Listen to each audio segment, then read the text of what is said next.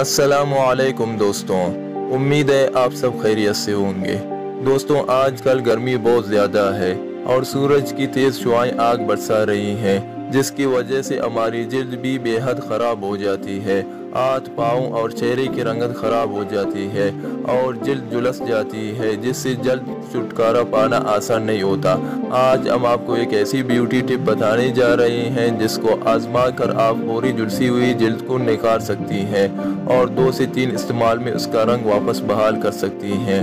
تو چلیں پھر شروع کرتے ہیں۔ دوستوں، گرمیوں میں چہرے اور ہاتھ جو سورج کی تیز شعاعوں سے متاثر ہوتے ہیں اور رنگ خراب ہو جاتا ہے، اس کے لیے بالائی والی آدھا کپ دہی لیں۔ اس میں 1 چائے کا چمچ خالص ہلدی شامل کریں اور پھر اتنا آٹا ملائیں کہ پیسٹ کی شکل اختیار کر لے۔ اسے چہرے، گردن اور ہاتھوں پر اچھی طرح مل لیں اور رگڑیں یعنی اسکرب کریں۔ آدھے گھنٹے بعد مساج کرتے ہوئے اتار لیں اور ٹھنڈے پانی سے دھو لیں۔ 2-3 گھنٹے بعد صابن استعمال کریں۔ جلد نکھر کر صاف اور چمکدار ہو جائے گی۔